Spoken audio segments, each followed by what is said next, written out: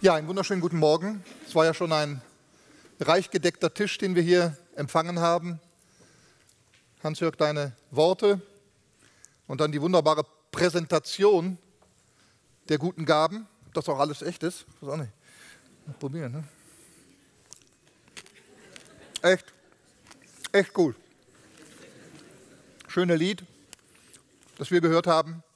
Vielen herzlichen Dank dafür. Der gedeckte Tisch ist ja unser Thema heute Morgen.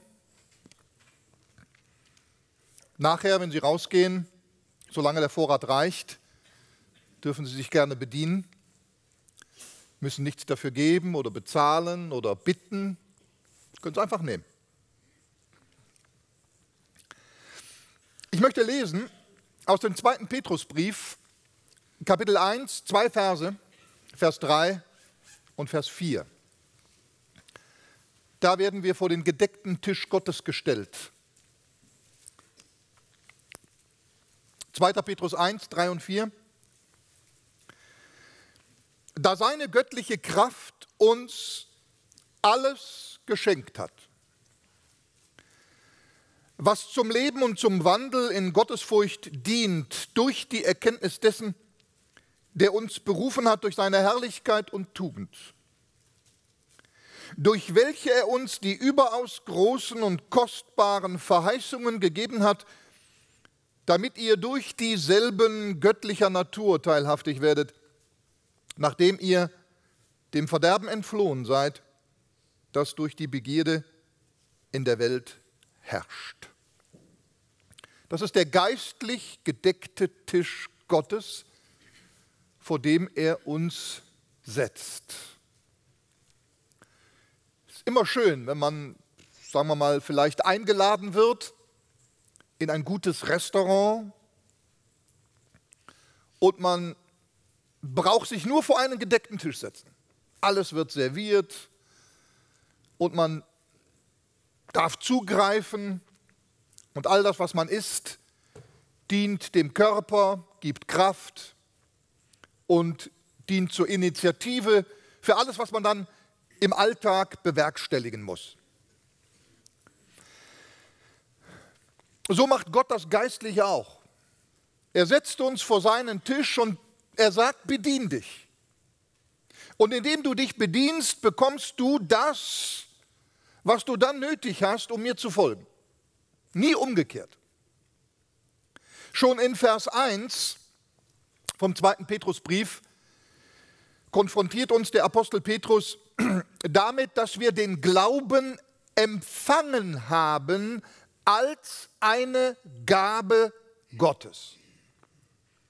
Wurde uns geschenkt.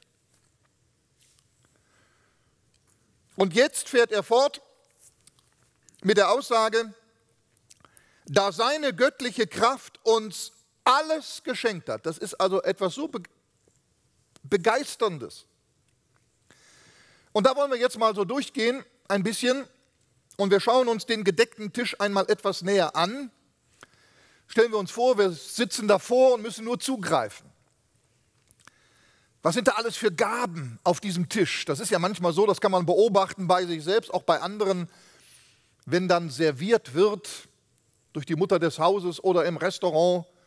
Das Erste, was ist denn da? Alles für Einzelnes an gutem Fleisch oder Gemüse oder Nachtisch. Und das wollen wir jetzt auch mal tun. Schauen, was auf dem Tisch gestellt ist. Zunächst einmal die Gabe der Kraft. Ich lese das noch einmal. Dass eine göttliche Kraft uns alles geschenkt hat, was zum Leben und zum Wandel in der Gottesfurcht dient. Jetzt können wir es ja mal umgekehrt machen und uns fragen, ja, was ist zum Wandel in der Gottesfurcht notwendig? Und dann kommen so meistens immer so diese Paradeantworten, ja, um in der Gottesfurcht zu wandeln, da ist natürlich Gehorsam wichtig, da ist auch Anstrengung vonnöten, Da müssen wir zunehmen in der Heiligung oder in der Hingabe, in der Selbstaufgabe und immer wieder müssen wir uns neu ausliefern. Und dann haben wir uns neu ausgeliefert und an jedem nächsten Tag liefern wir uns wieder neu aus und dann geben wir uns wieder hin und noch mehr Hingabe. Wie wäre es denn, wenn wir einfach mal antworten würden, sich beschenken lassen? Was ist zunächst einmal wichtig, um in Gottes Furcht zu leben? Was ist das Erste? Sich beschenken lassen. Sich an einen gedeckten Tisch setzen. Statt wir uns mit unserer menschlichen Kraft vergeblich abmühen, lassen wir uns mit seiner göttlichen Kraft beschenken. Gottesfürchtig leben können wir nämlich nur durch die Kraft Gottes. Anders ist das gar nicht möglich. Und da haben viele ein falsches Verständnis von Gottesfurcht. Sie meinen nämlich, dass man sich dabei in Furcht zu Gott hindienen muss. Das verstehen die meisten unter Gottesfurcht. Sich in Furcht, in Ehrfurcht zu Gott hin dienen. Aber wahre Gottesfurcht ist oder besteht darin, sich eben beschenken zu lassen, damit man gottesfürchtig leben kann. Also Gottesfurcht nimmt die Voraussetzungen an, die Gott einem mitteilt. Mit anderen Worten könnte man es auch so sagen, nicht die Taten führen zur Gnade, sondern die Gnade führt zu den Taten. Und erst nachdem der Petrus das gesagt hat und uns sozusagen in den ersten Versen seines zweiten Briefes an diesen gedeckten Tisch setzt, erst danach ruft er dazu auf, dass wir diese Dinge doch in der Praxis umsetzen sollen. Das geht dann in Vers 5 bis 7 weiter.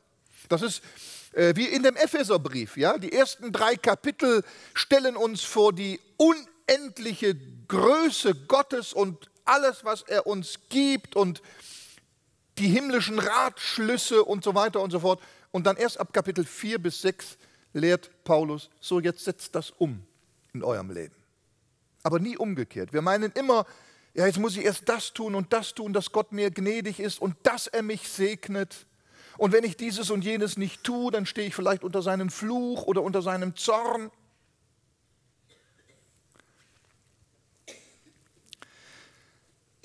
Gott setzt uns also an einen gedeckten Tisch.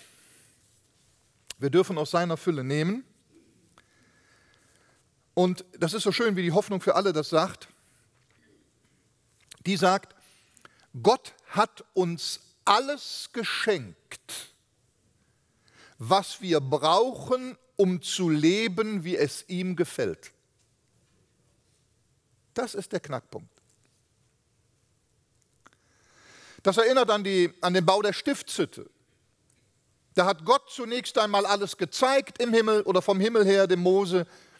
Dann hat er ihnen zum Teil sogar durch die Feinde, durch die Ägypter, alles geschenkt, was sie brauchen. Sie mussten dann nachher nur noch umsetzen und die Stiftshütte aufrichten. Das erinnert auch an den Bau des Tempels später, als man alle Gerätschaft und Gold und Silber gesammelt hatte. Dann sagt der David im 1. Chronikerbuch 29,14, denn von dir kommt alles und aus deiner eigenen Hand haben wir dir gegeben. Haben Sie verstanden? Ja? Aus deiner eigenen Hand haben wir dir gegeben. Wir geben eigentlich nur zurück.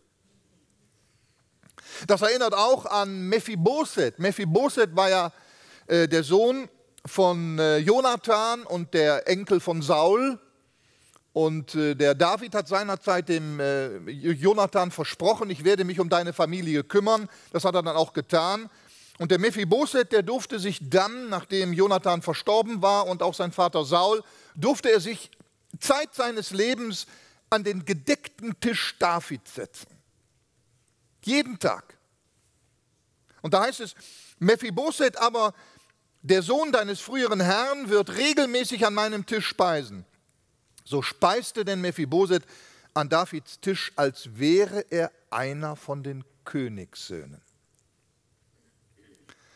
2. Samuel 9, 10 und 11.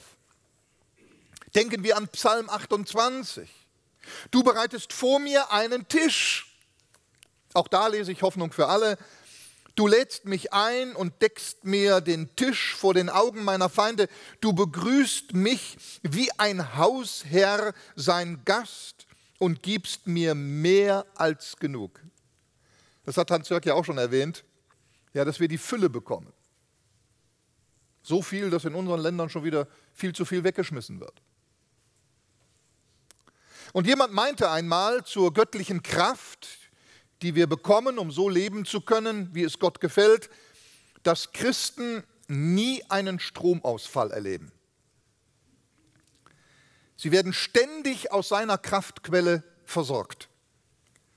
Selbst wenn wir schwach sind, ist seine Kraft da. Und selbst dann, wenn wir es selber gar nicht mehr merken, ist sie immer noch da und trägt uns. Zweitens, das war die Gabe der Kraft, jetzt die Gabe seiner Herrlichkeit und Tugend, damit wir so leben können, wie es ihm gefällt. Fragt er zunächst nicht nach deiner Herrlichkeit und deiner Tugend, du und ich oder sie und ich, wir sind nämlich Taugenichtse. Der uns berufen hat durch seine Herrlichkeit und Tugend. Herrlichkeit bedeutet auch Ansehen, auch Ehre, Vortrefflichkeit. Das ist Herrlichkeit. Und das ganze Leben unseres Herrn, Jesus Christus, war geprägt von dieser seiner Herrlichkeit. Und das Schöne ist, dass der Herr Jesus dann seinen Jüngern versprochen hat, diese seine Herrlichkeit mit ihnen teilen zu wollen. Er sagt in Johannes 17, 22 in seinem hohenpriesterlichen Gebet, und ich habe die Herrlichkeit, die du mir gegeben hast, ihnen gegeben, auf dass sie eins seien, gleich wie wir eins sind. Seine Herrlichkeit und seine Tugend. Nun, Herrlichkeit, Ansehen, Ehre, Vortrefflichkeit, Tugend. Das Wort Tugend, seine Tugend kommt von Taugen, von Taugen. Du taugst etwas. Du bist tauglich. Du bist tauglich fürs Militär, tauglich für eine gewisse bestimmte Arbeit. Das beinhaltet auch Tüchtigkeit und Vorzüglichkeit einer Person. Ich sagte schon, wir sind in uns untauglich, Taugenichtse. Und alles andere als herrlich.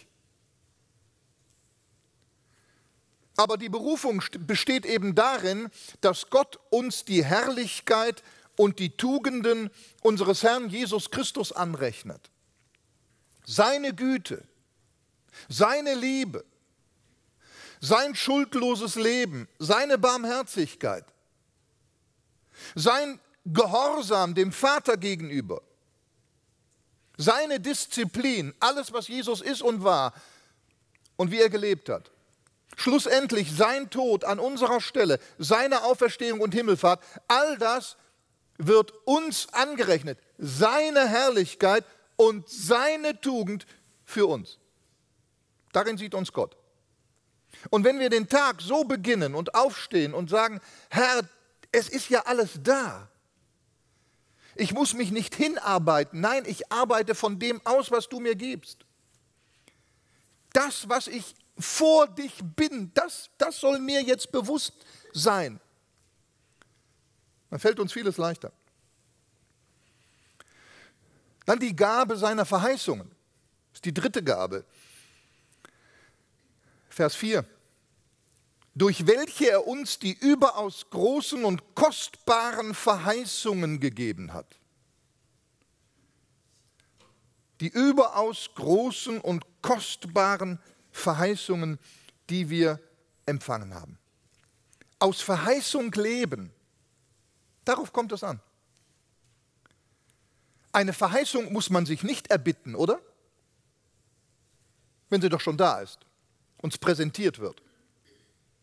Abraham zum Beispiel hatte wunderbare Verheißungen und Abraham hat oftmals sogar versagt in seinem Leben.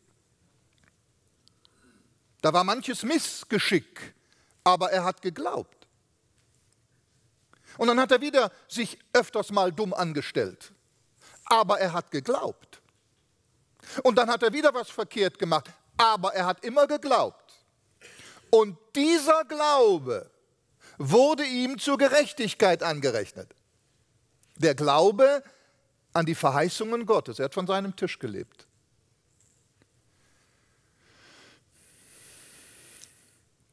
Stellen Sie sich mal vor, Sie sitzen an einem Tisch und Sie würden bei jedem neuen Bissen oder wenn Sie einen kleinen Nachschlag wollen, neu bitten und flehen, darf ich noch und bitte geben Sie mir doch noch mal und so.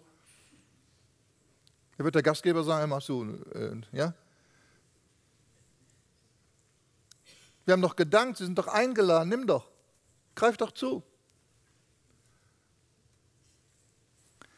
John Bunyan sagte, der Pfad des Lebens ist so reichlich mit den Verheißungen Gottes bestreut, dass es unmöglich ist, einen Schritt zu tun, ohne auf eine von ihnen zu treten. Viertens, die Gabe göttlicher Natur.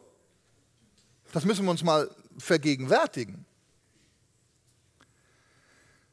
Damit ihr durch dieselben göttlicher Natur teilhaftig werdet, nachdem ihr dem Verderben entflohen seid, durch die Begierden, die in der Welt herrschen.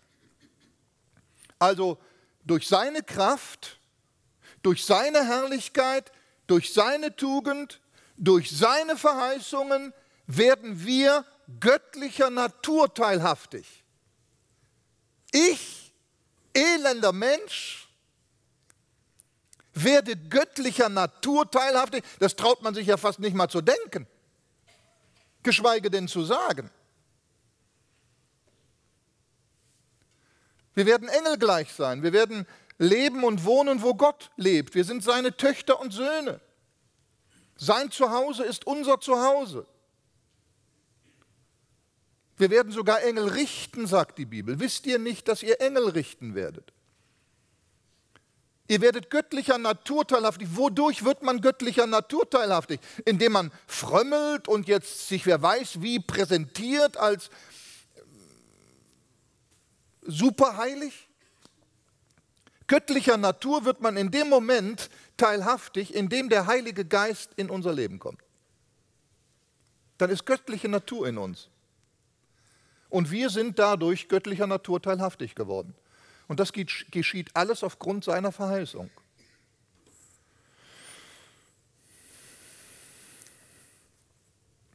Also wir erlangen eigentlich Menschen Unmögliches, weil Gott es möglich macht. Aber der Weg, diese Dinge zu erlangen, das ist die Erkenntnis Jesu. Sehen Sie, Petrus fährt fort und sagt, durch die Erkenntnis dessen, der uns berufen hat, durch seine Herrlichkeit und Tugend.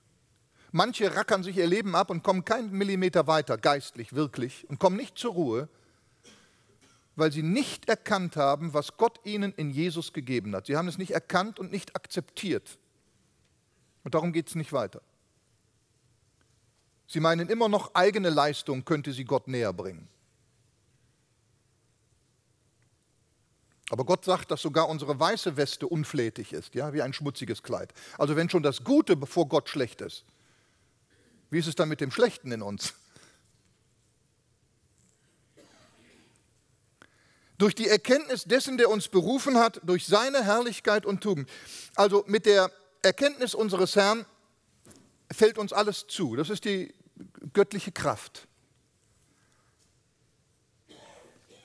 Und diese Erkenntnis übrigens nimmt im 2. Petrusbrief einen großen Raum ein. Es geht eigentlich im 2. Petrusbrief immer und immer wieder um die Erkenntnis Jesu.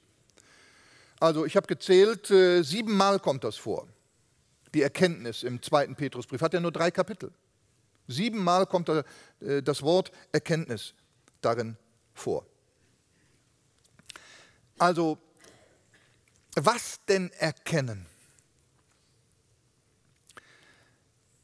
Dass uns in dem Herrn alles zufällt und alles gegeben hat.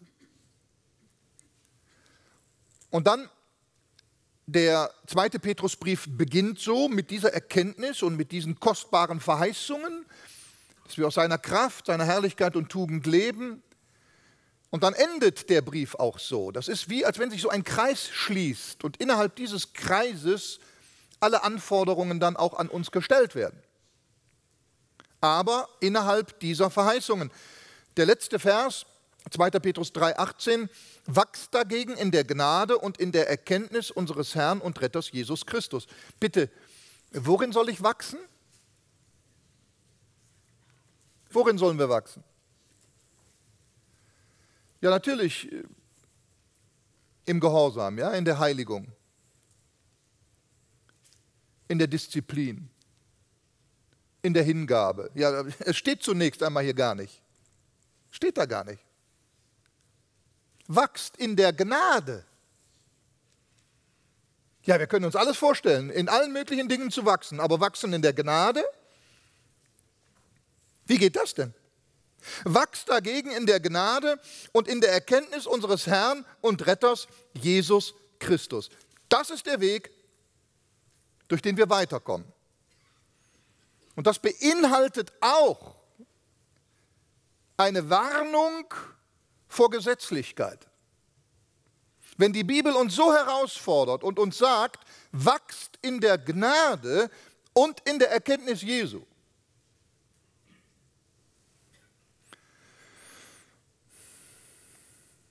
Nicht durch die Werke des Gesetzes wurden wir erlöst, sondern durch die Gnade.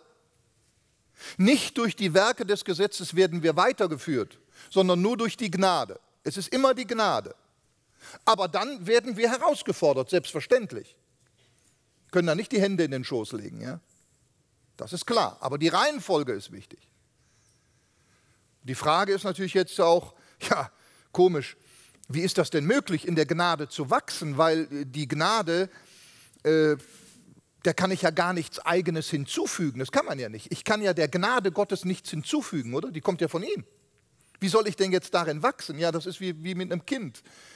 Ein Kind wächst ja nicht durch eigene Anstrengung. Ja? So, jetzt will ich mal 5 Zentimeter wachsen. Mensch, wird auch Zeit. Ja, dann sind schon viel größer. Strenge ich mich mal an. Ein Kind wächst dadurch, dass es mehrheitlich von der Mutter Speise bekommt und diese Speise in sich aufnimmt. Ja? Dadurch geschieht Wachstum. Und so ist das auch mit einem Christen. Ein Christ wächst nicht durch eigene Anstrengungen, sondern ein Christ wächst zunächst einmal dadurch, dass er die von Gott gegebene Speise, das Wort Gottes, das Brot des Lebens in sich aufnimmt. Wachset in der Gnade und Erkenntnis Jesu Christi. Ja, wo erkenne ich ihn denn? Mehr und mehr. In der Bibel, im Wort Gottes. Und ich weiß, ich habe es schon oft gesagt und manche mögen da den Kopf schütteln, aber das Alte Testament ist uns gegeben zur Belehrung. Aber das Neue Testament ist uns gegeben zur Lehre. Wenn Sie weiter wachsen wollen, müssen Sie sich mehr beschäftigen mit den Briefen des Neuen Testamentes. Die ganze Bibel ist Wort Gottes. Aber die Lehre zum Wachstum, wodurch Sie weiterkommen, das steht im Neuen Testament in den Lehrbriefen der Apostel. Und wenn wir das hinten anhängen, werden Sie nicht wachsen. Ja? Das ist die Speise, die wir in uns aufnehmen müssen.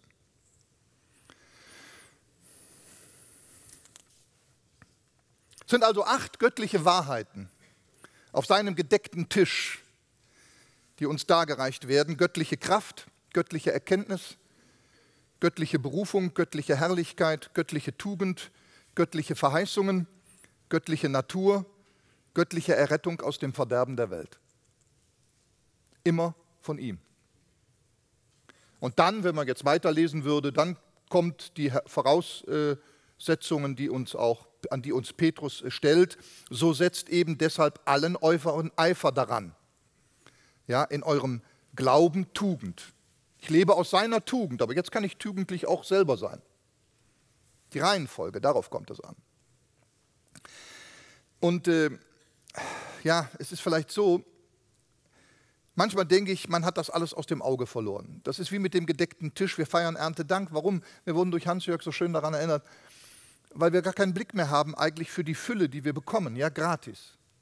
Sonnenschein, Regen und all die Früchte und das Gemüse und Vitamine pur und so. Ja? Und man nimmt einfach und lebt und man vergisst das. Und da gibt es so einen Erntedank, wo man sich da mal wieder dran erinnert. Und das wollte Gott mit Israel auch. Am Laubhüttenfest zum Beispiel. Nicht vergessen.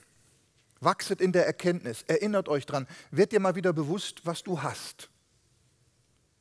Da möchte ich schließen mit einer Geschichte, die ich irgendwo mal gelesen habe, weiß gar nicht mehr wo. Ein Freund des Dichters Olavo Bilac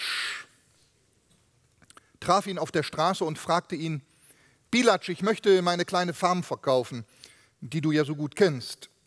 Kannst du bitte für mich eine Anzeige für die Zeitung schreiben? Bilac stimmte zu und schrieb dann: Zu verkaufen. Ein schöner Besitz, wo Vögel in der Morgendämmerung im ausgedehnten Wald singen, zweigeteilt durch das klare und sprudelnde Wasser eines großen Flusses. Das Haus wird umflutet von der aufgehenden Sonne. Es bietet am Abend auf der Veranda ruhigen Schatten. Einige Zeit später traf der Dichter seinen Freund und fragte ihn: Du, hast du deinen Besitz verkaufen können? Und dann antwortete er: Nein, ich habe meine Meinung geändert, als ich deine Annonce gelesen habe.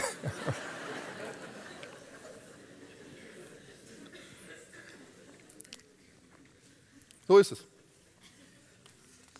Erinnern wir uns an diese Vorzüglichkeiten, die Gott uns gibt. Materiell, nahrungsmäßig für unseren Leib und auch geistlich.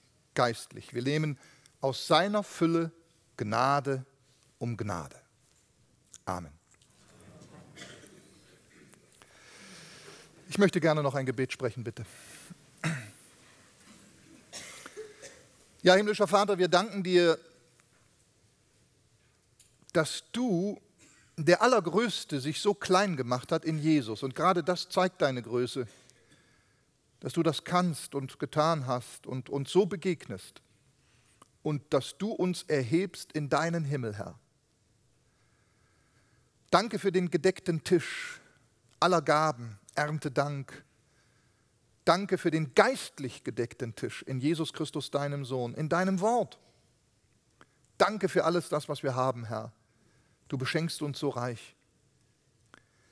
Hilf uns auch in der Umsetzung, Herr. Hilf uns, dass wir uns dessen bewusster werden, dass wir in dieser Erkenntnis weiter vordringen, was du uns alles gegeben hast.